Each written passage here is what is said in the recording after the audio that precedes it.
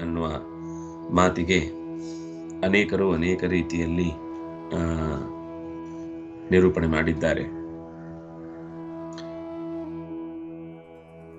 ಒಂದು ವೇಳೆ ಅಂದ್ರೆ ಅಲ್ಲಿ ಕರ್ಮ ಅಂದ್ರೆ ಜೀವ, ಅಕರ್ಮ ಅಂದ್ರೆ ಪರಮಾತ್ಮ ಅನ್ನುವ ಅರ್ಥವನ್ನ ನಿರೂಪಣೆ ಮಾಡಿದರು.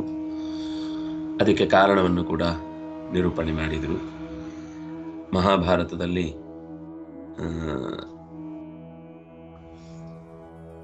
ಕರ್ಮ ಅನ್ನೋದರ ಬಗ್ಗೆ ನಾರದೀಯ ಪುರಾಣದಲ್ಲಿ ಬಂದ ಮಾತು ಏನು ಅಂತ ನೋಡಿದ್ವಿ.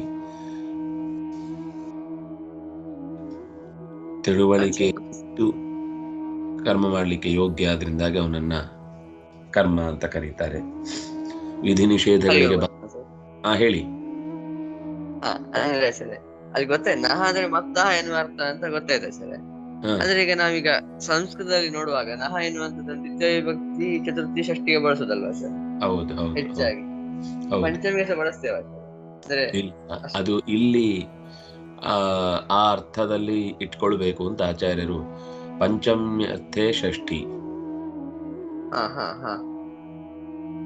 ಪಂಚಮ್ಯರ್ಥದಲ್ಲಿ ಷಷ್ಠಿ ವಿಭಕ್ತಿಯ ಪ್ರಯೋಗ ಇರುವುದನ್ನ ಆಚಾರ್ಯರು ತೋರಿಸಿದ್ರು.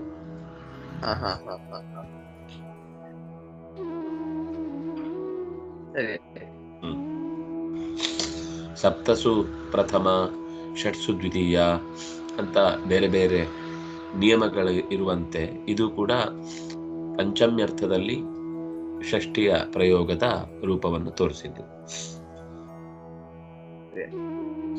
ಅದು ನಮ್ಗೆ ಭಾಷೆಯಲ್ಲಿ ಬಂದಾಗ ಗೊತ್ತಾಗುತ್ತೆ, ಈಗ ಹೇಳಿದ್ರೆ ತಕ್ಷಣ ಅರ್ಥ ಆಗಲ್ಲ. ಈಗ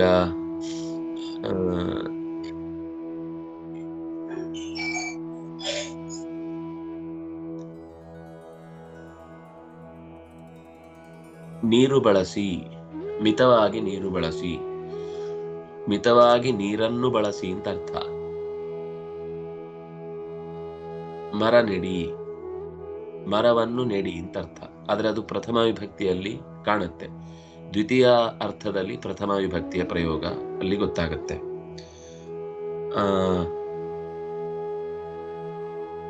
ತುಂಬಾ ಕಡೆ ಇದೆ ನಮ್ಗದು ಭಾಷೆಯಲ್ಲಿ ಬಳಸುವಾಗ ಅಲ್ಲಿ ಅದು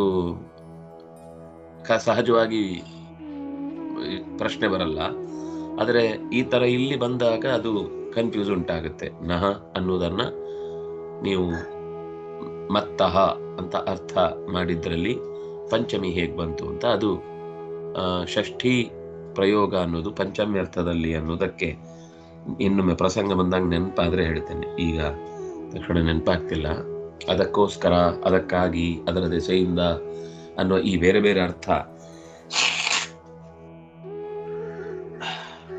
ವಿಭಕ್ತಿಗಳಲ್ಲಿ ಬೇರೆ ಬೇರೆ ಪ್ರಯೋಗಗಳನ್ನ ನಾವು ನೋಡ್ತೇವೆ. ಸರಿ, ಈಗ ಅಕರ್ಮ, ವಿಕರ್ಮ,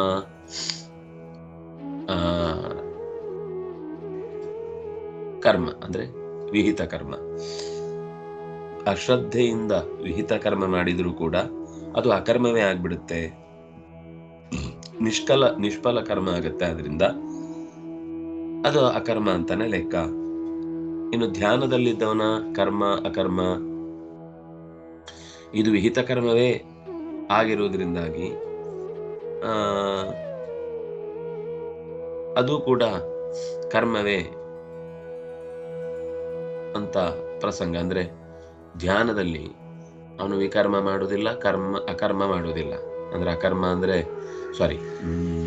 ಕರ್ಮವೇ ಮಾಡುವುದಿಲ್ಲ, ಆದ್ರೂ ಅವನು ಧ್ಯಾನದಲ್ಲಿದ್ದಾನೆ. ಅದರಿಂದಾಗಿ ಸಂಧ್ಯಾ ವಂದನೆ ಮಾಡದೇ ಇದ್ರೂ ಕೂಡ ಅದು ಕರ್ಮವೇ ಆಗಿ ಪರಿಣಾಮ ಆಗುತ್ತೆ. ಯಾಕಂದ್ರೆ ಅವನು ಅದಕ್ಕಿಂತ ಮೀರಿದ್ದು ಒಂದ್ರಲ್ಲಿದ್ದಾನೆ ಅಂತ. ಅಂದ್ರೆ ಈ ತರ ಬೇರೆ ಬೇರೆ ಬೇರೆ ನಾವು ಲೋಕದಲ್ಲಿ ಯಾವುದನ್ನ ಕರ್ಮ ಅನ್ಕೊಳ್ತೇವೋ ಅದು ಅಕರ್ಮ ಆಗಿರುತ್ತೆ, ಯಾವ್ದು ಅಕರ್ಮ ಆಗಿರುತ್ತೋ ಅದು ವಿಕರ್ಮ ಆಗಿರುತ್ತೆ, ಯಾವ್ದು ವಿಕರ್ಮ ಆಗಿರುತ್ತೋ ಅದು ಕರ್ಮ ಆಗಿರುತ್ತೆ. ಸನ್ಯಾಸಿಗೆ ಹೇಳಿದ ಧರ್ಮ ಅದು ಗೃಹಸ್ಥನಿಗೆ ವಿಕರ್ಮ, ಗೃಹಸ್ಥನಿಗೆ ಹೇಳಿದ ಕರ್ಮ ಅದು ಬ್ರಹ್ಮಚಾರಿಗೆ ವಿಕರ್ಮ. ಅಥವಾ ಗೃಹಸ್ಥನೇ ತನಗೆ ಕೊಟ್ಟ ಕಾರ್ಯವನ್ನು ಮಾಡದೇ ಇದ್ರೆ ಅಕರ್ಮ. ಬ್ರಹ್ಮಚಾರಿಯಾದವನು ತಾನು ಗುರು ಸೇವೆ ಮಾಡಿ ವಿದ್ಯೆಯನ್ನು ಸಂಪಾದಿಸಬೇಕು ಅನ್ನೋದು ಮಾಡದೆ ಆಗ್ಲೇ ದುಡಿಲಿಕ್ಕೆ ಹೋದ ಅಂದ್ರೆ ಅದು ವಿಕರ್ಮ ಆಗುತ್ತೆ. ಹೀಗೆ ಬೇರೆ ಬೇರೆ ಹಿನ್ನೆಲೆಯಲ್ಲಿ ಈ ಕರ್ಮ ಅಕರ್ಮ ವಿಕರ್ಮಗಳ ಸಂಬಂಧ ಇದೆ. ಆದರೆ ಇಲ್ಲಿ ಹೇಳಲಿಕ್ಕೆ ಹೊರಟ ಸಂಗತಿ ಏನು ಅಂದ್ರೆ, ಅಕರ್ಮಣಿಚ ಕರ್ಮ ಯತ್, ಅಥವಾ ಮೊದಲಿಗೆ ಕರ್ಮಣ್ಯ ಕರ್ಮ ಯಃ ಪಶ್ಯೇತ್ ಅಂತ, ಕರ್ಮಣಿ ಅಕರ್ಮ ಯಃ ಪಶ್ಯೇತ್. ಈ ದುರ್ಯೋಧನ ಅಸಡ್ಡೆಯಿಂದ ಕರ್ಮ ಮಾಡಿದ, ಯಾವುದು ಪುಂಡರೀಕ ಯಾಗ ಮಾಡಿದಾಗ ಅದು ಕರ್ಮ ಆಗಿದ್ರು ಕೂಡ ಕರ್ಮಣಿ ಅಕರ್ಮ, ವಿಹಿತವಾದ ಲೋಕದಲ್ಲಿ ವಿಹಿತವಾದ ಕರ್ಮ, ಆದ್ರೆ ಅವನ ಉದ್ದೇಶ ಅದು ವಿಹಿತ ಕರ್ಮ ಅಂತ ಅನ್ನುವ ಕಲ್ಪನೆ ಇರಲಿಲ್ಲ. ಅವನ ತಲೆಯಲ್ಲಿ ಇದ್ದಿದ್ದೇನು ಅಂದ್ರೆ, ಪಾಂಡವರು ಕೂಡ ಹೀಗೆ ಯಾಗ ಮಾಡಿ ಜನರನ್ನು ಮೆಚ್ಚಿಸಿದ್ದಾರೆ, ನಾನು ಕೂಡ ಅಂತದ್ದೇ ಒಂದು ಯಾಗ ಮಾಡಿ ಎಲ್ಲರನ್ನ ಮೆಚ್ಚಿಸಿ ನನ್ನ ಆಡಳಿತದಲ್ಲಿ ಇನ್ನಷ್ಟು ಮುಂದುವರೆದು ನಾಳೆ ಇನ್ನಷ್ಟು ಬೊಕ್ಕಸಕ್ಕೆ ನನ್ನ ಸಂಪತ್ತನ್ನ ಹೆಚ್ಚಿಸಿಕೊಳ್ತೇನೆ ಅಂತ ಯೋಚನೆ ಮಾಡಿದ್ದಾದ್ರಿಂದ ಅದು ಅಕರ್ಮವನ್ನಾಗಿ ಪಶ್ಯೇತ್, ನಿಷ್ಫಲ. ಅದು ಭಗವತ್ ಪ್ರಜ್ಞೆ ಇಲ್ಲದೆ ಸಣ್ಣ ಫಲ ಕೊಡುತ್ತೆ, ಆದ್ರೆ ಮಹಾಕರ್ಮ ಯಾವುದು? ಭಗವಂತನ ದರ್ಶನಕ್ಕೆ ಕಾರಣವಾಗುವಂಥದ್ದು. ಅಲ್ಲಿ ಅದಿಲ್ಲ, ಆದ್ರಿಂದ ಅದು ಅಕರ್ಮವೇ ಆಯಿತು. ಇನ್ನು ಅಕರ್ಮಣಿ ಕರ್ಮ ಪಶ್ಯೇತ್, ಅಕರ್ಮಣಿ ಕರ್ಮ ಪಶ್ಯೇತ್. ವಸ್ತುತಃ ದ್ರೌಪದಿ ಐವರನ್ನ ವಿವಾಹವಾದಳು ಅನ್ನೋದು ಲೋಕದಲ್ಲಿ ಅಕರ್ಮ.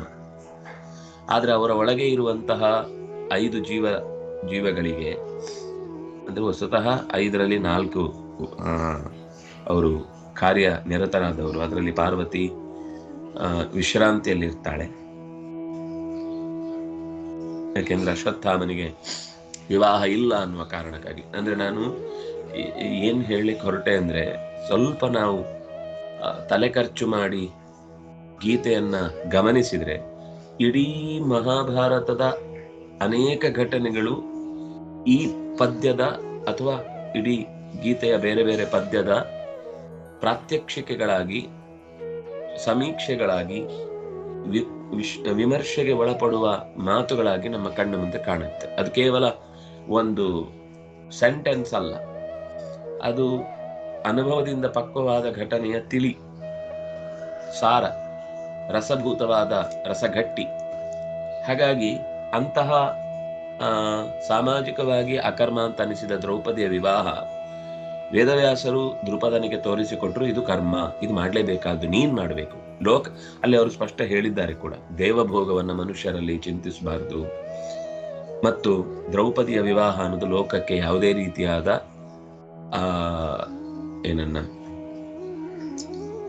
ಮಾದರಿಯನ್ನ, ಆದರ್ಶವನ್ನ ಹುಟ್ಟು ಹಾಕಲ್ಲ, ಇದು ಲೋಕದಲ್ಲಿ ಯಾರಿಗೂ ಅನುಸರಿಸಲಿಕ್ಕಿರುವ ಧರ್ಮ ಅಲ್ಲ ಅಂತ ಬಾಯಿ ಬಿಟ್ಟವರು ಹೇಳಿದ್ದಾರೆ. ಅದರಿಂದಾಗಿ ಅದು ಕರ್ಮ ಅಂತಾನೆ ಕಾಣಬೇಕು. ಅಕರ್ಮಣಿಚ ಕರ್ಮಯಃ. ಈಗ ಅಶ್ವತ್ಥಾಮ ಹತಃ ಅನ್ನುವುದು ಅಕರ್ಮ. ಕೃಷ್ಣನ ಆದೇಶ ಮೇಲ್ನೋಟಕ್ಕೆ ನೋಡಿದ್ರೆ ವಸ್ತುತಃ ಕುಂಜರ ಸತ್ತದ್ದು, ಆದ್ರೆ ಅಕರ್ಮದಲ್ಲಿ ಕರ್ಮ ಇತ್ತು. ಯಾಕೆಂದ್ರೆ ದ್ರೋಣನ ಬದುಕಿನ ದುರವಸ್ಥೆಯಿಂದ ತಪ್ಪಿಸುವುದು ಅದರ ಉದ್ದೇಶ ಇತ್ತು, ಆದಾಗ ಅದರಲ್ಲಿ ಕರ್ಮ ಇತ್ತು. ಆದರೆ ಕಾಣಲಿಲ್ಲ ಧರ್ಮರಾಜನಿಗೆ, ಅವನು ಅದರಲ್ಲಿ ಅಕರ್ಮ ಅಂತಾನೆ ಅನ್ಕೊಂಡ. ಹಾಗಾಗಿ ಅವನು ಮುಂದೆ ನರಕ ದರ್ಶನವನ್ನು ಮಾಡಬೇಕಾದ ಅನಿವಾರ್ಯತೆ ಬಂತು ಅಂತ ನಾವು ಮುಂದೆ ಸ್ವರ್ಗಾರೋಹಣ ಪರ್ವದ ನಂತರ ನೋಡುತ್ತೇವೆ. ಹೀಗೆ ಅದ್ಭುತ ಮಹಾಭಾರತದ ಅನೇಕ ಕರ್ಮಗಳಿಗೆ ಬೇರೆ ಬೇರೆ ರೀತಿಯ, ಈಗ ಇದೇ ತಗೊಳ್ಳೋಣ, ಮಹಾಭಾರತದ ಯುದ್ಧವೇ ಒಂದು ರೀತಿಯಲ್ಲಿ ದುರ್ಯೋಧನನ ಅಕರ್ಮ, ಅದು ದುರ್ಯೋಧನನ ಕೆಟ್ಟ ಕರ್ಮ ಅಥವಾ ವಿಕರ್ಮ ಅಂತ ಇಟ್ಕೊಳ್ಳಿ. ಕಾರಣ ಇಲ್ಲದೆ ಕಾಲ್ಕೆ ಅದಕ್ಕಿಕೊಂಡು ಬಂದ ಕ್ಷತ್ರಿಯನಾಗಿ ಅವನ ಪಾಲನೆ ಅಂತ ಅನ್ನೋದು ಯುದ್ಧದ ಸರಿ, ಆದ್ರೆ ಯುದ್ಧದ ಉದ್ದೇಶ ಅವರಿಗೆ ಬಿಟ್ಟುಕೊಡದೇ ಇರುವುದು ವಿಕರ್ಮ. ಅದಕ್ಕಾಗಿ ಯುದ್ಧ ಮಾಡಬೇಕಾಯ್ತು, ಆದ್ರಿಂದ ಅದು ಅವರಿಗೆ ಕರ್ಮ ಆಯ್ತು. ಪಾಂಡವರಿಗೆ ವಿಹಿತ ಕರ್ಮ ಅಂತ ಅನ್ನಿಸ್ತು. ಅಕಾರಣವಾಗಿ ಅವರನ್ನ ಗೋಳೈಕೊಂಡು ಧರ್ಮದಲ್ಲಿ ಇದ್ರೂ ಕೂಡ ಅವರು ಅಧರ್ಮದಲ್ಲಿ ಇದ್ದಾರೆ ಅಂತ ಸುಮ್ಮನೆ ವಾದ ಮಾಡಿ ಲೋಕದ ಮುಂದೆ ಅವನು ತೋರಿಸಿದ, ಇದು ಅವರು ನಿಯಮವನ್ನು ಪಾಲಿಸ್ಲಿಲ್ಲ, ಅಕರ್ಮ. ಆದ್ರೆ ಆ ಪಾಲಿಸ್ಲಿಲ್ಲ ಅನ್ನೋದು ನಿಜವಾಗಿ ಸುಳ್ಳು. ಅವರು ಕರ್ಮವನ್ನೇ ಮಾಡಿದ್ದಾರೆ. ಆಮೇಲೆ ಯುದ್ಧ ಪಾಂಡವರ ಪಾಲಿಗೆ ಕರ್ಮ ಆಯಿತು. ಮಾಡದೇ ಇದ್ರೆ ಅದು ತಪ್ಪಾಗ್ತಿತ್ತು. ವಿರುದ್ಧವಾದ ಕರ್ಮ ಆದಾಗ ಅದು ಅನ್ಯಾಯ ಆಗ್ತಿತ್ತು.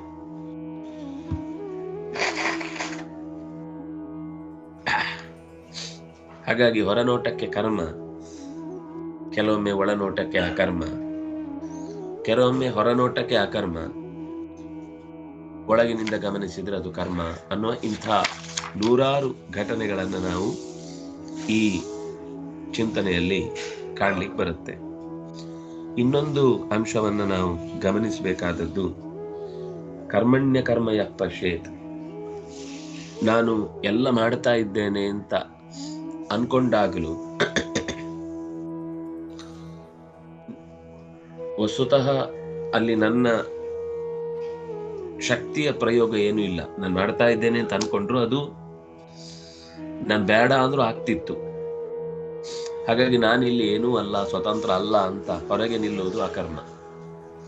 ಅಸ್ವತಂತ್ರ ಅಂತ ಭಾವಿಸಿ ದೂರ ನಿಲ್ಲುವುದು ಅಕರ್ಮ. ಕೆಲಸ ಮಾಡ್ತಾ ಇರ್ಬೇಕು. ನೋಡಿ ಎಷ್ಟು ಚಂದ ಇದೆ, ಕರ್ತವ್ಯ ಮಾಡ್ತಾ ಇರ್ಬೇಕು. ಆದ್ರೆ ಕರ್ತವ್ಯ ಮಾಡ್ತಾ ಇರುವಾಗ ಸ್ವಾತಂತ್ರ್ಯವನ್ನ ತ್ಯಾಗ ಮಾಡುವುದು ಕರ್ಮಣ್ಯ ಕರ್ಮ ಯಃ ಪಶ್ಯೇತ್. ನಾನು ಪಾಠ ಮಾಡ್ತಾ ಇದ್ದೇನೆ ಅನ್ನೋದು ಮೇಲ್ನೋಟಕ್ಕೆ ವ್ಯವಹಾರಕ್ಕೆ ಕಾಣುವ ಕರ್ಮ. ಆದ್ರೆ ಆ ವ್ಯವಹಾರದಲ್ಲಿ ಆ ವಿಷಯಗಳನ್ನ ಪ್ರಚೋದಿಸಿ ಬೇಕಾದ ಪದಗಳ ಒಳಶಕ್ತಿಯನ್ನ, ಅಂದ್ರೆ ಇಲ್ಲಿ ಏನು ಅಂದ್ರೆ, ಹಾಗಾದ್ರೆ ನಾನು ಮಾಡ್ತಾ ಇದ್ದೇನೆ ಅಂತ ಅನ್ನಿಸ್ತಾ ಇದೆಯಲ್ವ ಅಂದ್ರೆ ಆ ಕರ್ಮ ಆಡುವಾಗ ಜೀವ ಜೊತೆಗಿದ್ದಾನೆ, ಜೀವನಿಗೆ ಇದರ ಅನುಭವ ಆಗ್ತಾ ಇದೆ, ಜೀವ ಅದರಲ್ಲಿ ಇನ್ವಾಲ್ವ್ ಆಗಿದ್ದಾನೆ.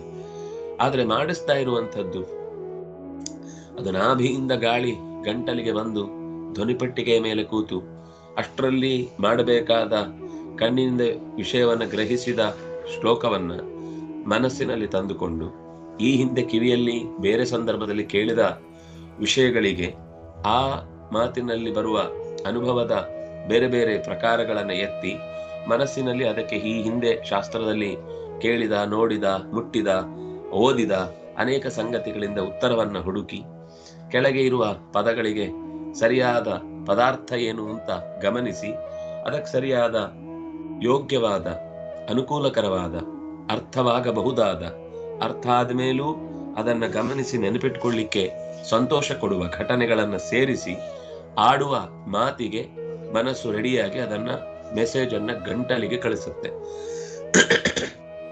ಆ ಪ್ರಾಣವಾಯುವಿನ ಜೊತೆಗೆ ಧ್ವನಿಪೆಟ್ಟಿಗೆ ಸೇರಿ ಕೊಟ್ಟ ಮೆಸೇಜ್ ಅನ್ನ ಸರಿಯಾಗಿ ಪ್ರೊಡ್ಯೂಸ್ ಮಾಡ್ಲಿಕ್ಕೋಸ್ಕರ ನಾಲಿಗೆಯ ಸುತ್ತಲಿನ ಎಲ್ಲ ಭಾಗಗಳಿಗೆ ಅದು ಪ್ರಚೋದನೆ ಮಾಡಿ ಉಚ್ಚಾರಣೆ ಬರುವಂತೆ ಮಾಡಿ ಆ ಉಚ್ಚಾರಣೆಯಲ್ಲಿ ಅಕ್ಷರಗಳು ಅದದೇ ಆಗಿ ಹಾಗಾಗೇ ಕೇಳಿಸುವಂತೆ ಅಸ್ಪಷ್ಟತೆಯನ್ನ ಕಳೆದು, ಕೆಲವೊಂದ್ಸರ್ತಿ ಯಾವುದೋ ಒಂದು ಸಣ್ಣ ಪುಟ್ಟ ವಾಕ್ಪಾಠವದ ಕೊರತೆಯಿಂದಲೋ ಅಥವಾ ಮಾನಸಿಕ ನೆನಪಿನ ದೋಷದಿಂದಲೋ ಅಥವಾ ಪದಗಳನ್ನು ಸರಿಯಾಗಿ ಆಯ್ಕೆ ಮಾಡಿಕೊಳ್ಳಿಕ್ಕೆ ನಿರ್ಧಾರದಲ್ಲಿ ಸೋತದ್ರಿಂದಲೋ ಚೂರು ಹೆಚ್ಚು ಕಮ್ಮಿ ಆಗಬಹುದು.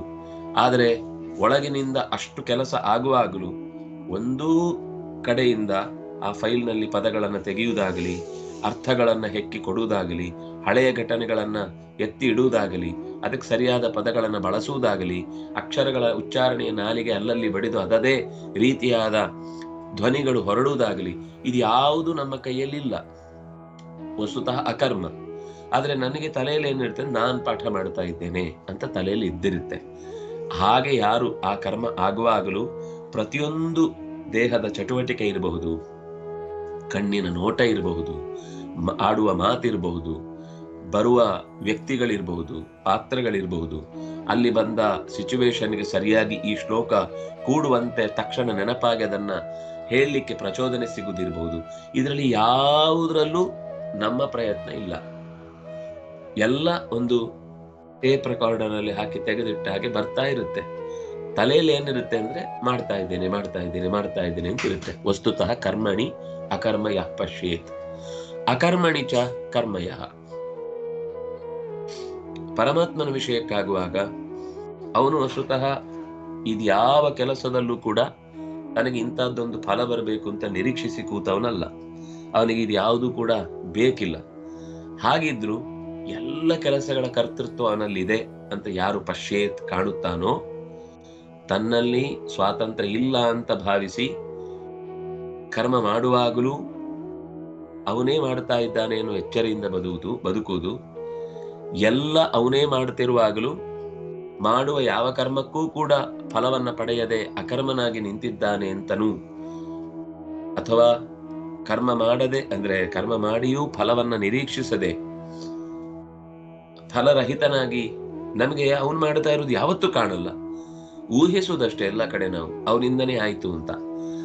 ಆದ್ರೆ ಆ ಊಹೆಯಲ್ಲಿ ಸರಿಯಾಗಿ ಅವನನ್ನ ಕರ್ಮ ಅಂತ ಯಹ ಪಶ್ಯೇತ್, ಯಾರು ಕಾಣುತ್ತಾನೋ ಸ ಮನುಷ್ಯೇಶು ಬುದ್ಧಿಮಾನ್, ಅವನು ತಿಳುವಳಿಕೆ ಉಳ್ಳವರಲ್ಲಿ, ಮನುಷ್ಯ ಅಂದ್ರೆ ಇಲ್ಲಿ ತಿಳುವಳಿಕೆ ಅಂತ ಜ್ಞಾನಿ ಅಂತ ಅರ್ಥದಲ್ಲಿಯೇ ಬಳಸುವುದು. ಮನುಷ್ಯನ ಶಬ್ದ ಅದೇ ಅರ್ಥ, ಅದರ ಅಂದ್ರೆ ಮಿತಿ ಹೆಚ್ಚು ಕಮ್ಮಿ ಆಗಬಹುದು. ಸಂಯುಕ್ತ ಕೃತ ಕರ್ಮಕೃತ್, ಅವನು ಎಲ್ಲ ಕರ್ಮಗಳನ್ನು ಮಾಡಿದ ಪುಣ್ಯದ ಫಲವನ್ನ ಅನುಭವಿಸ್ತಾನೆ. ಇನ್ನು ಒಂದು ರೀತಿಯಿಂದ ಯೋಚನೆ ಮಾಡಿದ್ರೆ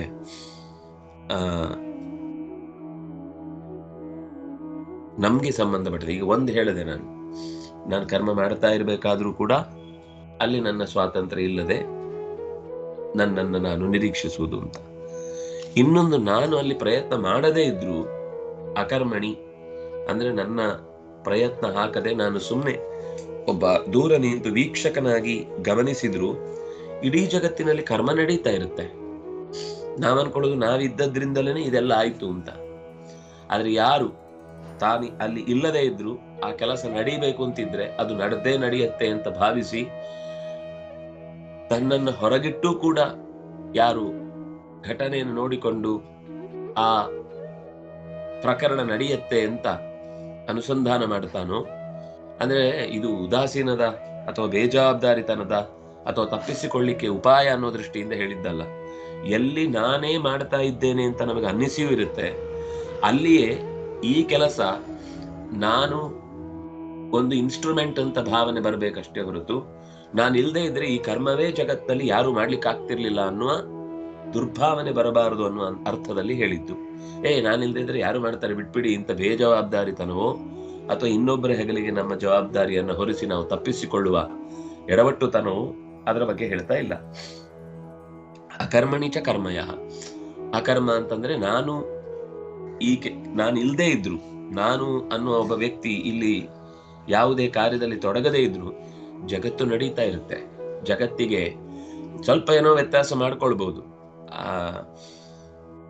ಮಹಾಪ್ರಯಾಣದಲ್ಲಿ ಈ ಅಕರ್ಮ ಅಂತ ಅನ್ನೋದು ಯಾವ ಮ್ಯಾಟರೂ ಆಗಲ್ಲ. ಇನ್ನೊಂದು ರೀತಿಯಿಂದ ಅದು ಅಂದ್ರೆ ಇವನಿಂದ ಆಗ್ಲಿಲ್ಲ ಅನ್ನೋದು ಉಳಿಬಹುದು, ಅಥವಾ ಆ ಕೆಲಸವೇ ಆ ಹೊತ್ತಿಗೆ ನಮಗಲ್ಲಿ ಕಾಣದೇ ಇರಬಹುದು. ಆದ್ರೆ ಆ ಕೆಲಸದಿಂದ ಏನು ಫಲ ಬರಬೇಕಿತ್ತೋ ಅದು ಇನ್ನೊಂದು ಕೆಲಸದಿಂದ ಎಲ್ಲೋ ಸಿಕ್ಕಿ ಯಾರಿಗೆ ಇವನೇನೋ ಒಂದು ಮಾಡಿ ರೆಡಿ ಮಾಡಿ ಕೊಟ್ಟು ಒಬ್ರಿಗೆ ಹೊಟ್ಟೆ ತುಂಬಿಸ್ಬೇಕಿತ್ತು, ಏನೋ ಆಗ್ಬೇಕಿತ್ತು. ಆದ್ರೆ ಇವನ್ ಮಾಡ್ಲಿಲ್ಲ, ಅದರಿಂದಾಗಿ ಇವನಿಂದ ಹೋಗಬೇಕಾದಂತ ಆಹಾರ ಅವನಿಗೆ ಹೋಗ್ಲಿಲ್ಲ. ಆದ್ರೆ ಇವನ ಹಾಗೆ ಇನ್ನೊಬ್ಬ ಯಾರೋ ಒಂದು ಎಕ್ಸ್ಟ್ರಾ ಮಾಡಿ ಇಟ್ಟಿದ್ದ, ಇರ್ಲಿ ಯಾರಿಗಾದ್ರೂ ಅಗತ್ಯಕ್ಕೆ ಬರುತ್ತೆ, ಸರಿಯಾದ ಸಮಯಕ್ಕೆ ಅದು ಅವನಿಗೆ ಸಿಕ್ತು. ಅವನಿಗೆ ಅನ್ನ ಬರ್ದಿತ್ತು ಅಂತ ಆದ್ರೆ ಇವನ್ ಮಾಡ್ಲಿಲ್ಲ ಅಂದ್ರೂ ಅವನಿಗೆ ಸಿಗ್ಬೇಕಾದ ಸಿಕ್ಕೇ ಸಿಗುತ್ತೆ. ಇವ್ನು ಮಾಡ್ಲಿಲ್ಲ ಅಂದ್ರೆ ತಾನೇ ಹಠಪಟ್ಟು ಮಾಡದೆ ಕೂತ್ಕೊಳ್ಳಿಕ್ ಆಗುದೂ ಇಲ್ಲ, ಅದು ಬೇರೆ ಪ್ರಶ್ನೆ. ಅದನ್ನ ಮತ್ತೆ ಮುಂದೆ ಹೇಳ್ತಾನೆ. ನಾನು ಹೇಳಿದ್ದು ನಮ್ ತಲೆಯಲ್ಲಿ ನಾನು ಮಾಡದೇ ಇದ್ರೆ ಬೇರೆ ಆ ಪ್ರವೃತ್ತಿಯಲ್ಲಿ ಯಾರು ತೊಡಗ್ಲಿಕ್ಕೆ ಸಾಧ್ಯ ಇಲ್ಲ ಅನ್ನುವ ಭಾವ ಯಾವತ್ತಿಗೂ ಕೂಡ ಅದು ನನ್ನ ನಿಯಂತ್ರಣದಲ್ಲಿದೆ, ಕರ್ಮ ನನ್ನ ವ್ಯವಸ್ಥೆಯಿಂದಲೇ ಆಗುವುದು ಅನ್ನುವ ಅಹಂ ಮಮಕಾರಗಳ ಚಿಂತನೆಯಿಂದ ಮನುಷ್ಯ ಹೊರಗೆ ಬಂದ್ರೆ ಸಬುದ್ಧಿಮಾನ್, ಅವನು ಬುದ್ಧಿವಂತ ಅಂತ ಅನಿಸ್ತಾನೆ. ತುಂಬಾ ಅದ್ಭುತವಾದ ಪದ್ಯ.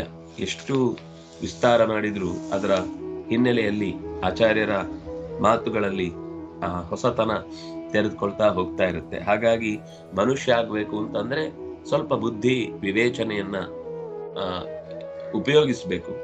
ಸುಮ್ಮನೆ ಮೇಲಿಂದ ಇಳಿದು ಬಂತು ಒಂದು ಒಂದೇ ಮಾತ್ರಕ್ಕೆ ಅಪ್ಪ ಹಾಕಿದ ಆಲದ ಮರಕ್ಕೆ ನೇತಾಡುವುದು ಜೋತಾಡುವುದು ಅನ್ನೋ ಹಾಗೆ ಬಿದ್ದಿದ್ರೆ ಉಪಯೋಗ ಇಲ್ಲ. ಬಹುಶಃ ನಮಗೆ ಸಿಗುವಷ್ಟು ಆಲೋಚನೆ ಮಾಡಲಿಕ್ಕೆ ವಿಷಯ ಬೇರೆ ವ್ಯವಸ್ಥೆಯಲ್ಲಿ ನಾವು ಕಾಣ್ಲಿಕ್ಕೆ ಸಾಧ್ಯ ಇಲ್ಲ. ಆದ್ರೆ ನಮಗೆ ಆಲೋಚನಾ ಹೀನರಾಗಿ ಬದುಕುವುದು ಅಂದ್ರೆ ಅದೇನು ಆನಂದವೋ ಅಥವಾ ಯಾಕೆ ಹಾಗೆ ಮನಸ್ಥಿತಿ ಔದಾಸೀನ್ಯಕ್ಕೆ ಮುಳುಗುತ್ತೋ ಗೊತ್ತಿಲ್ಲ. ಆದರೆ ಒಂದು ಸರ್ತಿ ಅದರ ಪ್ರಚೋದನೆ ಸಿಕ್ಕಿ ಅದರ ರುಚಿ ಹತ್ತಿದ್ರೆ ಆ ವಿವೇಚನೆಯ ದಾರಿ ಅತ್ಯಂತ ಅದ್ಭುತ. ಒಳಕ್ಕೆ ಹೋದಷ್ಟು ಆ ಚುರುಕಾದ ಆಲೋಚನೆಗಳ ಸಾಲು ಒಂದಾದ್ಮೇಲೆ ಒಂದು ಬರ್ತಾ ಇದ್ರೆ ಜೀವನದಲ್ಲಿ ಉತ್ಸಾಹ ಇರುತ್ತೆ, ಹೊಸತನಗಳಿಗೆ ಮೈ ತೆರ್ಕೊಂಡಿರುತ್ತೆ, ಪ್ರತಿ ಕ್ಷಣದಲ್ಲೂ ಸೌಖ್ಯದ ಅನುಭವ, ಬದುಕಿನುದ್ದಕ್ಕೂ ಎಷ್ಟು ಚಂದ ಈ ಬದುಕು ಅಂತ ಅನ್ನಿಸ್ತಾ ಇರುತ್ತೆ. ಅಂಥವನು ಮನುಷ್ಯ ಅಂತ ಅನಿಸಿಕೊಳ್ಳಿಕ್ ಸಾಧ್ಯ ಆಗುತ್ತೆ.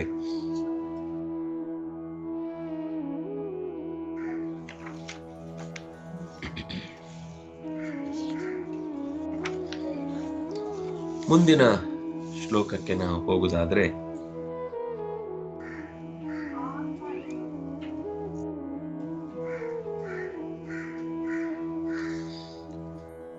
ಕರ್ಮಣ್ಯ ಕರ್ಮ ಅನ್ನುವಲ್ಲಿ ವಿಧಿಗೆ ಪಾಪ ಪುಣ್ಯಗಳಿಗೆ ಬದ್ಧನಾದಂತಹ ವ್ಯಕ್ತಿ ಸ್ವತಂತ್ರವಾದ ಕರ್ಮದ ಅಭಾವವನ್ನ,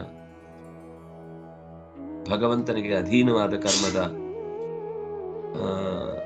ತನ್ನಲ್ಲಿ ಅಸ್ವತಂತ್ರವಾದ ಕರ್ಮವನ್ನು ಯಾರು ಕಾಣುತ್ತಾನೋ ಮತ್ತು ಕರ್ಮದ ಬಂಧನವೇ ಇಲ್ಲದೆ ಏನು ಮಾಡಿದರೂ ನಡೆಯುತ್ತೆ ಅನ್ನುವ ಭಗವಂತನಲ್ಲಿ ಅಂದ್ರೆ ಅಕರ್ಮಣಿ ಸರ್ವ ಕರ್ತೃತ್ವವನ್ನ, ಕರ್ಮ ಅಂದ್ರೆ ಎಲ್ಲವನ್ನು ಅವನೇ ಮಾಡುತ್ತಾನೆ ಅನ್ನುವ ಕರ್ತೃತ್ವವನ್ನ ಯಾರು ಕಾಣುತ್ತಾನೋ ಅವನು ನಿಜವಾಗಿ ಜ್ಞಾನಯೋಗದಲ್ಲಿ ಬುದ್ಧಿಮಾನ್ ಅಂದ್ರೆ ಜ್ಞಾನಯೋಗ, ಯುಕ್ತ ಅಂದ್ರೆ ಅಂಟಿಸಿಕೊಂಡು ಭಕ್ತಿಯೋಗದಲ್ಲಿ ಇದ್ದು ಎಲ್ಲ ಕರ್ಮಗಳ ಫಲಭಾಜನನಾಗ್ತಾನೆ, ಎಲ್ಲ ಕರ್ಮ ಬಂಧನದಿಂದ ಬಿಡಿಸಿಕೊಳ್ತಾನೆ ಅನ್ನುವ ಅಂಶವನ್ನ ನಾವು ಅರ್ಥ ಮಾಡಿಕೊಂಡ ಹಾಗಾಯಿತು. ಇನ್ನೊಂದು ಅರ್ಥ ನಾನು ಮತ್ತೆ ಬಿಡಿಸಿ ಹೇಳಲಿಕ್ಕೆ ಹೋಗುದಿಲ್ಲ, ಹಿಂದಿನ ಸಾಲುಗಳಲ್ಲಿ ಬಂದಿದೆ. ಯಸ್ಯ ಸರ್ವೇ ಸಮಾರಂಭ ಕಾಮ ಸಂಕಲ್ಪ ವರ್ಜಿತಾ ಜ್ಞಾನಾಗ್ನಿದಗ್ಧ ಕರ್ಮಾಣಂ ತಮಾಹು ಪಂಡಿತಂ ಬುಧಾ. ಇಲ್ಲಿ ಸಮಾರಂಭ ಅಂದ್ರೆ ಕರ್ಮ, ಸಮ್ಯಕ್ ಆರಭ್ಯತೆ. ಯಸ್ಯ ಸಮಾರಂಭಾಃ ಯಸ್ಯ ಸರ್ವೇ ಸಮಾರಂಭಾಃ ಕಾಮ ಸಂಕಲ್ಪ ವರ್ಜಿತಾಃ ಜ್ಞಾನಾಗ್ನಿದಗ್ಧ ಕರ್ಮಾಣಂ ತಂ ಬುಧಾಃ ಪಂಡಿತಂ ಆಹುಃ. ಯಸ್ಯ ಯಾರ ವಿಹಿತ ಕರ್ಮಗಳೆಲ್ಲವೂ ಕೂಡ, ಸಮಾರಂಭ ಅಂದ್ರೆ ಆರಂಭ ಮಾಡಲೇಬೇಕಾದ ಆರಂಭ, ಸಮ್ಯಕ್ ತಿಳಿದು ಮಾಡಿದ ಕೆಲಸ, ಆರಂಭ ಮಾಡಿದ ಕೆಲಸಗಳು ಅಂತ ಅರ್ಥ, ಪ್ರಯತ್ನ ಪಟ್ಟು ಮಾಡಿದ ಕೆಲಸಗಳು ಅಂತ ಅರ್ಥ. ಯಾರ ಸಮಾರಂಭಗಳು ಕರ್ಮಗಳು ಕಾಮ ಸಂಕಲ್ಪ ವರ್ಜಿತಾ, ಇಂಥದ್ದೇನೋ ಸಿಗಬೇಕು, ಇದೇನೋ ನನ್ನ ಹೆಸರಲ್ಲಿ ಆಗಬೇಕು ಅಂತ ಬಯಕೆಗಳಿಂದ, ಏನೇನೋ ಸಂಕಲ್ಪಗಳಿಂದ ಯಾರ ಕ್ರಿಯೆಗಳು ಅಥವಾ ಪ್ರಯತ್ನಗಳು ಹೊರಗಿದೆಯೋ, ವರ್ಜಿತ ಅಂದ್ರೆ ಅಂಥದ್ದು ಮಾಡ್ತಾ ಇಲ್ಲ ಅವನು.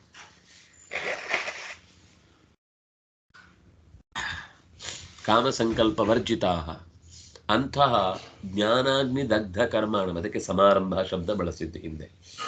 ಸಮ್ಯಕಾರಂಭ ಅಂದ್ರೆ ತಿಳಿದು ಮಾಡುವ ಜಾಣತನ ಇರುವವನು. ಯಾವಾಗ ಜ್ಞಾನದ ಬೆಂಕಿಯಲ್ಲಿ ಕರ್ಮಗಳನ್ನ ಸುಡಬಲ್ಲವನಾಗಿ, ಕರ್ಮಗಳಲ್ಲಿ ತಾನು ಹಿಂದೆ ಹೇಳಿದ ಬೆಂಕಿ ಯಾವುದು, ಅಕರ್ಮಣಿ ಚ ಕರ್ಮಯ ಕರ್ಮಣ್ಯ ಕರ್ಮಯ ಪಶ್ಯೇತ್, ಅದು ಜ್ಞಾನಾಗ್ನಿ ದಗ್ಧವಾದ ಕರ್ಮ. ಜ್ಞಾನವೆಂಬ ಬೆಂಕಿಯಲ್ಲಿ ಸುಟ್ಟ ಕರ್ಮ ಅಂದ್ರೆ, ಅಯ್ಯೋ ಕರ್ಮ ಸುಟ್ಟು ಬಿಡ್ತೀರಾ ಅಂದ್ರೆ ಅದು ಬಂಗಾರ ರೀ, ಕರ್ಮ ಭರ್ಮ ಅಂತ ತ್ರಿವಿಕ್ರಮ ಪಂಡಿತರು ಒಂದು ಕಡೆ ಹೇಳುವುದುಂಟು. ಅದು ಚೆನ್ನಾಗಿ ಪಾಕಗೊಳ್ಬೇಕಾದ ಕರ್ಮ, ಅದನ್ನ ಜ್ಞಾನಾಗ್ನಿ ದಗ್ಧ ಅಂತ ಹೇಳುದು. ಜ್ಞಾನಾಗ್ನಿ ದಗ್ಧ ಕರ್ಮಾಣಂ, ಅರಿವಿನ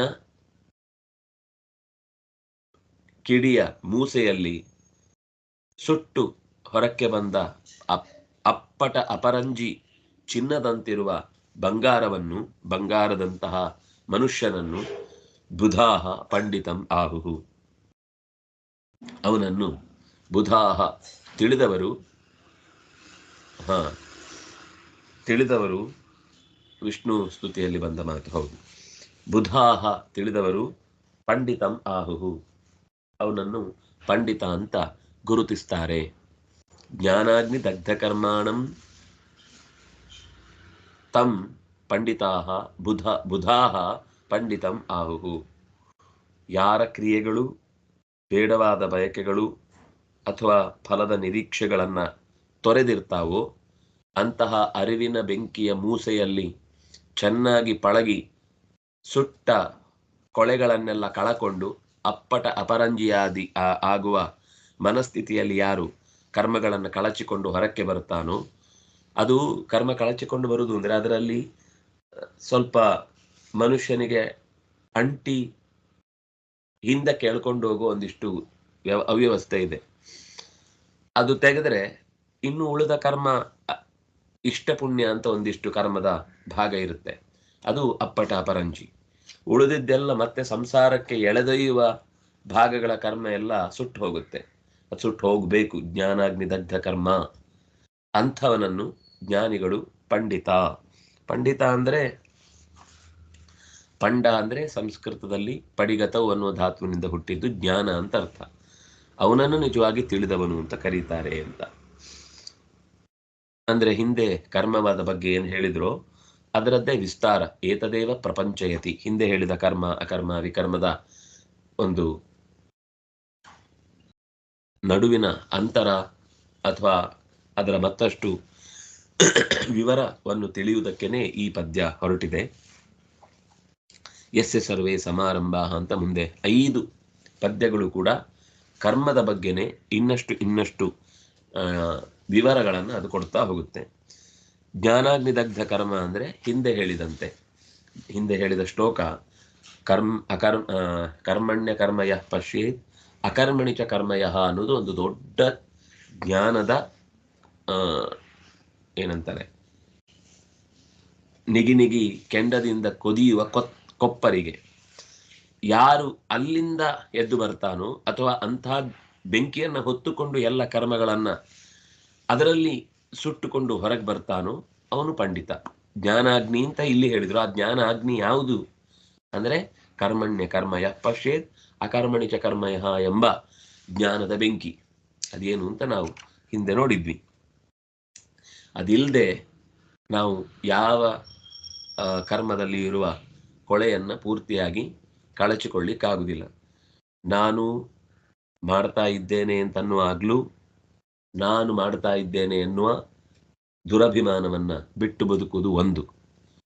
ನಾನು ಮಾಡದೇ ಇದ್ರೂ ಜಗತ್ತಿನಲ್ಲಿ ಎಲ್ಲ ನಡೆಯುತ್ತೆ, ನಾನು ಇದ್ದದ್ರಿಂದನೇ ಎಲ್ಲ ಅನ್ನುವ ಭ್ರಮೆಯಿಂದ ಕಳಚಿ ಹೊರಕ್ಕೆ ಬಂದು ಯಾರು ಯೋಚನೆ ಮಾಡ್ತಾನೋ ಅವನು ಪಂಡಿತ ಆಗ್ತಾನೆ ಅನ್ನುವ ಸಂಗತಿಯನ್ನು ಹೇಳಿದ್ದು ನಮಗೆ ಇಲ್ಲಿ ಸಿಕ್ಕಿತು.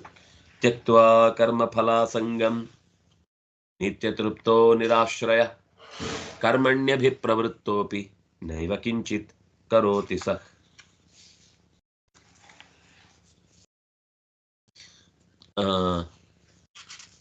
ಈ ಕರ್ಮದ ಬಗ್ಗೆನೇ ಹಿಂದೆ ಹೇಳಿದ ಹಾಗೆ ಮತ್ತಷ್ಟು ವಿವರವನ್ನು ಕೊಟ್ಟು ಹೇಳಿದ ಮಾತು.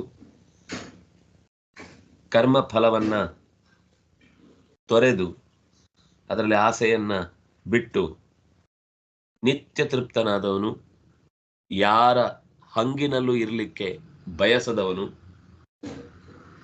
ಅಂದರೆ ಭಗವಂತನಲ್ಲಿ ಆಶ್ರಯ ಹೊಂದುತ್ತಾನೆ ಅಥವಾ ಭಗವಂತನನ್ನು ಆಶ್ರಯಿಸಿದವರನ್ನ ಆಶ್ರಯಿಸ್ತಾನೆ, ಅದು ಬಿಟ್ಟು ಬೇರೆಯವರನ್ನು ಆಶ್ರಯಿಸಿದವನು ಅಂತ ಅರ್ಥ. ಕರ್ಮದಲ್ಲಿ ಅಭಿಪ್ರವೃತ್ತೋಪಿ, ಪೂರ್ಣವಾಗಿ ಅವನು ಪ್ರಯತ್ನದಲ್ಲಿ ಕರ್ತವ್ಯಶೀಲನಂತೆ ತೊಡಗಿದ್ರೂ ಕೂಡ ನೈವ ಕಿಂಚಿತ್ ಕರೋತಿ ಸಹ. ನೈವ ಕಿಂಚಿತ್ ಕರೋತಿ ಸಹ ಅಂದರೆ ಕೆಲಸ ಮಾಡೋದಿಲ್ಲ ಅಂತ ಅರ್ಥ ಅಲ್ಲ. ಆ ಕೆಲಸ ಮಾಡಿದ್ದಕ್ಕೆ ಒಂದು ಜಿಗುಟಿದೆಯಲ್ಲ, ಅದು ಅವನಿಗೆ ಏನು ತೊಂದರೆ ಮಾಡಲ್ಲ. ಸಹ ನೈವ ಕಿಂಚಿತ್ ಕರೋತಿ ಅಂದರೆ ಭಗವಂತನನ್ನ ಅಕರ್ಮ ಅಂತ ಕರೆದ್ರಲ್ಲ, ಎಲ್ಲ ಮಾಡಿಯೂ ಕೂಡ ಮಾಡದವನಂತೆ ಇರುವುದು.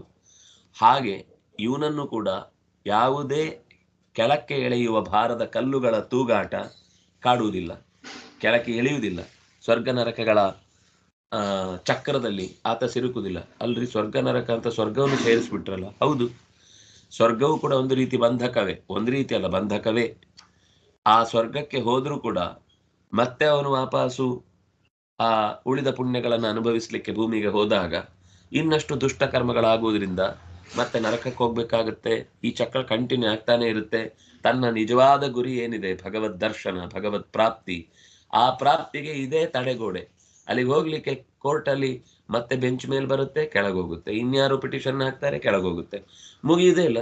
ಅಷ್ಟರಲ್ಲಿ ಆ ಆಸ್ತಿಯೇ ಇನ್ನೇನೋ ಆಗಿ ಹೋಗಿ ಇನ್ಯಾರದ್ದೋ ಪಾಲಾಗಿ ಮತ್ಯಾರಿಗೋ ಅದರ ಅನುಭವಿಸಿ ಮುಗದೆ ಹೋಗುತ್ತೆ. ಇನ್ನು ಅನುಭವಿಸ್ಲಿಕ್ಕಾಗ ಆಗುವಾಗ ಯಾವುದೋ ಮರದ ಮೇಲೆ ಕೇಸ್ ಹಾಕಿದ್ರೆ ಆ ಮರವೇ ಇರುವುದಿಲ್ಲ, ಅಥವಾ ನೆಲದ ಮೇಲೆ ಕೇಸ್ ಹಾಕಿದ್ರೆ ಅದು ಬರಡಾಗೋಗಿರುತ್ತೆ ಅಂತ. ಈ ರೀತಿ ನೈವ ಕಿಂಚಿತ್ ಕರೋತಿ ಸಹ, ಅವನು ಏನನ್ನು ಕೂಡ ಮಾಡುವುದಿಲ್ಲ, ಅಂದ್ರೆ ಅಸಂಗನಾಗಿರ್ತಾನೆ ಅಂತ. ಎಲ್ಲ ಮಾಡಿಯೂ ಭಗವಂತನಂತೆ ಅಕರ್ಮನಾಗ್ತಾನೆ ಅನ್ನೋದನ್ನ ಈ ಪದ್ಯ ಹೇಳ್ತಾ ಇದೆ. ಇಲ್ಲಿ ಆಚಾರ್ಯರ ಮಾತು, ನಚ ಕಾಮಸಂಕಲ್ಪ ಅಭಾವೇನ ಅಲಂ. ಕೇವಲ ನನಗೇನು ಬಯಕೆ ಇಲ್ಲ, ನನ್ನದೇನು ಸಂಕಲ್ಪ ಇಲ್ಲ, ಇಂಥ ಫಲ ಸಿಗಬೇಕು ಅನ್ನೋದಕ್ಕೋಸ್ಕರ ಮಾಡ್ತಾ ಇದ್ದೇನೆ ಅಂತ ಇಲ್ಲ ಅಂತ ಹೀಗೆ ಹೇಳಿದರೆ ಸಾಕಾಗುವುದಿಲ್ಲ. ಅಲ್ಲಿ ಶ್ಲೋಕದಲ್ಲಿ ಹಿಂದೆ ಕಾಮಸಂಕಲ್ಪ ವರ್ಜಿತಾಹ ಅಂದ್ರು. ಅಷ್ಟಾದರೆ ಅವನು ಗೆದ್ದು ಬಿಡ್ತಾನ ಅಂದರೆ ಅದಕ್ಕೆ ಅವ್ರು ಹೇಳಿದ್ರೆ ಅಷ್ಟು ಸಾಕಾಗುವುದಿಲ್ಲ. ಅದಕ್ಕೋಸ್ಕರ ಮುಂದಿನ ಶ್ಲೋಕದಲ್ಲಿ ಕರ್ಮ ಫಲಾಸಂಗಂ, ಅಸಂಗಂ, ಕರ್ಮದ ಆಸಂಗ ಅಂದರೆ ಸ್ನೇಹ, ಫಲದಲ್ಲಿ ನಿರಂತರವಾದ ನಿರೀಕ್ಷೆ, ಬಗೆ ಬಗೆಯ ಸಂಕಲ್ಪ, ಬಗೆ ಬಗೆಯ ಅಪೇಕ್ಷೆಗಳು ಇಲ್ಲದೆ ಹೋದ್ರು ಅದರಿಂದ ಬರುವ ಫಲವನ್ನ ನಿರೀಕ್ಷಿಸುವ ಸಾಧ್ಯತೆಗಳಿರ್ತವೆ.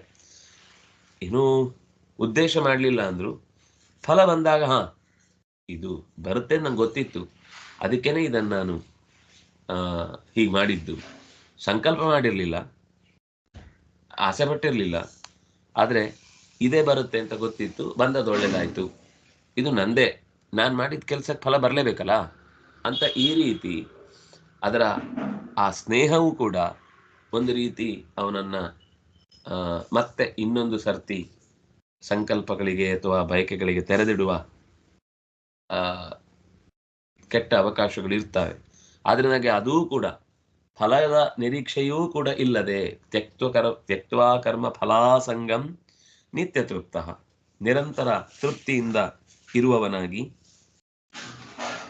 ಆ ಸಂಗಂ ಸ್ನೇಹವನ್ನು ಕೂಡ ಬಿಟ್ಟು ಅವನು ಕರ್ಮವನ್ನು ಮಾಡುತ್ತಾನೆ. ಮತ್ತೆ ಆ ಜ್ಞಾನ ಅಂತ ಬಂತಲ್ಲ ಹಿಂದೆ, ಜ್ಞಾನಾಗ್ನಿದಗ್ಧ ಕರ್ಮ ಅಂತ, ಅದರ ವಿವರವನ್ನ ಮತ್ತೊಂದು ಶಬ್ದದಿಂದ ಇಲ್ಲಿ ಹೇಳಿದ್ದು, ಜ್ಞಾನ ಸ್ವರೂಪಂ ಆಹ ಪುನಃ ನಿತ್ಯ ತೃಪ್ತ ಇತಿ. ಏನ್ ಸಿಕ್ಕಿತೋ ಅದರಲ್ಲಿ ತೃಪ್ತಿಯನ್ನ ಪಟ್ಟುಕೊಂಡು, ನಿತ್ಯ ತೃಪ್ತಿ ನಿರಾಶ್ರಯೇಶ್ವರ ಈಶ್ವರ ಸ್ವರೂಪೋ ಅಹಂ ಅಸ್ಮಿ ಇತಿ ತಥಾವಿಧ.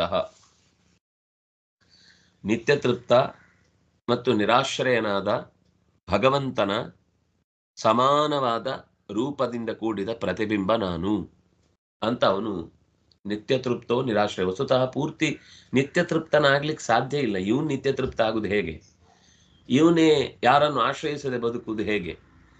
ಆಶ್ರಯಿಸದೆ, ಯಾರನ್ನು ಆಶ್ರಯಿಸಿದ್ರೆ ಅದು ಆಶ್ರಯಿಸಿದ್ದು ಅಂತ ಆಗುದಿಲ್ವೋ, ಯಾರನ್ನ ಬೇಡಿದ್ರೆ ಬೇಡಿದ್ದು ಅಂತ ಆಗುದಿಲ್ವೋ, ಯಾರನ್ನ ಪಡೆದ್ರೆ ತೃಪ್ತಿ ಪಡೆದ್ರೆ ಆ ತೃಪ್ತಿ ಅಂತ ಅನ್ನೋದು ಅದು ಮತ್ತೆ ಸಂಸಾರಕ್ಕೆ ಕಾರಣ ಆಗುವುದಿಲ್ವೋ, ಅಂಥವನ ಬಗ್ಗೆ ತೃಪ್ತಿ ಪಡುವುದು, ಅಂಥವನನ್ನು ಆಶ್ರಯಿಸುವುದು ಅನ್ನೋದು ಜೀವನಿಗೆ ಅಗತ್ಯವೇ, ಅದರ ಅವಶ್ಯಕತೆ ಇದೆ. ಅದು ಬಿಟ್ಟು ಬೇರೆ ಮತ್ತೆ ಸಂಸಾರದ ಚಕ್ರದಲ್ಲಿ ಸಿಲುಕುವುದಕ್ಕೆ ಕಾರಣವಾಗುವಂತಹ ವಸ್ತುಗಳಲ್ಲಿ ಅಪೇಕ್ಷೆ ಪಡುವುದಾಗಲಿ ಅಥವಾ ಅಂಥ ವ್ಯಕ್ತಿಗಳನ್ನು ಆಶ್ರಯಿಸುವುದಾಗಲಿ ಮಾಡಿದರೆ ಅವನು ಒದ್ದಾಡಬೇಕಾಗುತ್ತೆ.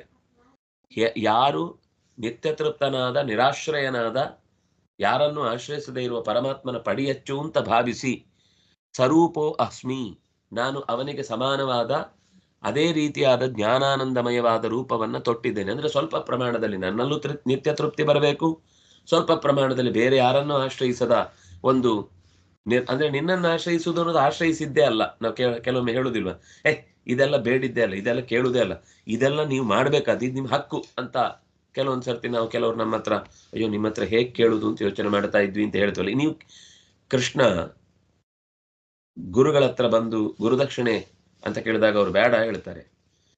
ತಾಯಿಯನ್ನು ಹೋಗಿ ಕೇಳಿದಾಗ ತಾಯಿ ಏನೋ ಒಂದು ಘಟನೆಯನ್ನು ನೆನಪಿಸಿ, ಹಿಂದೆ ನಂದನನ್ನ 2 ಬಾರಿ ನೀನು ಬಿಡಿಸ್ಕೊಂಡು ಬಂದಿದ್ಯಂತಲ್ವಾ, ನನ್ನ ಮಗನನ್ನು ಹಾಗೆ ಬಿಡಿಸ್ಕೊಂಡು ಬರ್ತೀಯಾ ಅಂತ ಕೇಳ್ತಾಳೆ. ಆಗ ಕೃಷ್ಣ ಹೇಳೋ ಮಾತು, ನೀನು ಬರ್ತೀಯಾ ಅಂತ ಕೇಳಬಾರದು ತಾಯಿ, ನೀನು ಕರ್ಕೊಂಡು ಬಾ ಅಂತ ಆದೇಶಿಸಬೇಕು, ಇದು ನಿನ್ನ ಕರ್ತವ್ಯ. ಹಾಗೆ ಭಗವಂತ ಭಕ್ತನಿಗೆ ಒಂದಿಷ್ಟು ನೀನು ನನ್ನ ಹತ್ರ ಕೇಳುವುದು ಅಂತ ಅಲ್ವೇ ಅಲ್ಲ, ಅದು ನಿನಗೆ ಸಿಗಬೇಕಾದ ಸೊತ್ತಾದ್ರಿಂದಾಗಿ ನೀನು ನನ್ನನ್ನು ಆಶ್ರಯಿಸಿದ್ದಿ ಅಂತ ಅನ್ನೋದು ದೋಷವೇ ಅಲ್ಲ. ಆದರೆ ನನ್ನನ್ನು ಹೊರತುಪಡಿಸಿ ಇನ್ಯಾರನ್ನು ನೆರಳು ಇದೆ ಅಂತ ಭಾವನೆ ಬರುವ ಹಾಗೆ ಬಿಸಿಲನ್ನೇ ಮತ್ತಷ್ಟು ಜೋರಾಗಿ ಮಧ್ಯಾಹ್ನದ ಹೊತ್ತಿಗೆ ಚೆಲ್ಲುವ ನೆಲೆಯಲ್ಲಿ ನೀನು ನೆಲೆಸಿ ಜೀವವನ್ನು ಕಳ್ಕೊಳ್ಳುವ ಅಥವಾ ದಾರಿಯನ್ನು ಕೆಡಿಸಿಕೊಳ್ಳುವ ದುರವಸ್ಥೆಗೆ ಈಡಾಗದಂತೆ ನಿನ್ನನ್ನು ಜಾಗ್ರತೆ ವಹಿಸಿಕೊಂಡಿದ್ದಿ ಅಂತಂದ್ರೆ ನಿನ್ನ ಲೋಕದಲ್ಲಿ ನಿರಾಶ್ರಯ ಅಂತಾನೆ ಅರ್ಥ. ಯಾರು ಆಶ್ರಯ ಇಲ್ಲ ಅಂತ ಅರ್ಥ ಅಲ್ಲ.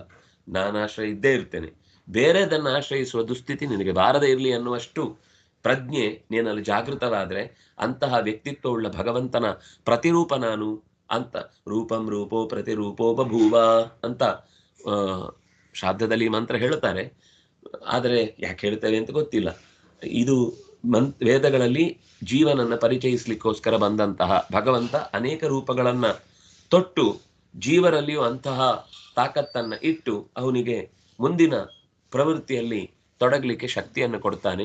ಕರ್ಮಣ್ಯಭಿಪ್ರವೃತ್ತೋಪಿ, ಕರ್ಮದಲ್ಲಿ ಅನಿವಾರ್ಯವಾಗಿ ತೊಡಗಲೇಬೇಕಾದವುಗಳಲ್ಲಿ ಅಂದರೆ ಜೀವನ ಯಾತ್ರೆಗೋಸ್ಕರ ಏನ್ ಮಾಡಬೇಕೋ ಅದರಲ್ಲಿ ಅಭಿಪ್ರವೃತ್ತೋಪಿ, ಪೂರ್ಣವಾಗಿ ಅಭಿಪ್ರವೃತ್ತ ಅಂದರೆ ಮುಖಾಮುಖಿಯಾಗಿ ಅದರಲ್ಲಿ ಅವನು ಪ್ರವೃತ್ತಿಯನ್ನು ಮಾಡಿದರೂ ಕೂಡ ನೈವ ಕಿಂಚಿತ್ ಕರೋತಿ ಸ, ಜೀವನದ ಆಧಾರಕ್ಕಾಗಿ ಮಾಡಿಕೊಂಡ ಯಾವ ಅನ್ನ ಸ್ವೀಕಾರ ಅಥವಾ ಇನ್ಯಾವುದೋ ಶಾಸ್ತ್ರದ ವಿವೇಚನೆ ತಿಳುವಳಿಕೆ ಹೇಳಿಕೊಡುವುದು ಇತ್ಯಾದಿಗಳು ಯಾವುದೇ ಕರ್ಮ ಮಾಡಿದರೂ ಕೂಡ ಅದು ಬಂಧಕ ಆಗುವುದಿಲ್ಲ ಅಂತ ಈ ರೀತಿ ಆಚಾರ್ಯರ ಮಾತು. ನಿರಾಶ್ರಯ ಅಂತ ಒಂದು ಪದ್ಯಕ್ಕೆ ಅನಿರಾಶ್ರಯ ಅಂತ ಅನ್ನುವ ಅರ್ಥವನ್ನ ತಾತ್ಪರ್ಯದಲ್ಲಿ ಆಚಾರ್ಯರು ಹೇಳ್ತಾರೆ. ಅನಿರಾಶ್ರಯ ಅಂದ್ರೆ ಅನಿ ಅಂದ್ರೆ ಪರಮಾತ್ಮ, ಅನನಿಗೆ ಒಡೆಯನಾದವನು ಅನಿ. ಆ ಅನಿ ಎನಿಸಿದಂತಹ ಪರಮಾತ್ಮನನ್ನ ಆಶ್ರಯಿಸಿದ್ದಾನೆ, ಅದರಿಂದಾಗಿ ಅನಿರಾಶ್ರಯ ಅಂತ ಇನ್ನೊಂದು ಅರ್ಥದಲ್ಲಿ ಅದನ್ನು ಹೇಳಿದ್ದಾರೆ. ನಾಳೆ ಅದರ ಸ್ವಲ್ಪ ಇನ್ನು ಶ್ಲೋಕದಲ್ಲಿ ಬಂದ ಕೆಲವು ಅಂಶಗಳನ್ನು ಗಮನಿಸೋಣ ಅಂತ ಹೇಳ್ತಾ, ಕಾಯಿನ ವಾಚ ಅನುಸ ಇಂದ್ರಿಯೈರ್ವ ಬುದ್ಧ್ಯ ಆತ್ಮನಾವ ಅನುಸೃತ ಸ್ವಭಾವ ಕರೋಮಿ ಯದ್ಯತ್ ಸಕಲಂ ಪರಸ್ಮೈ ನಾರಾಯಣಾಯೇತಿ ಸಮರ್ಪಯಾಮಿ. ಶ್ರೀಕೃಷ್ಣಾರ್ಪಿತಂ ಅಸ್ತು.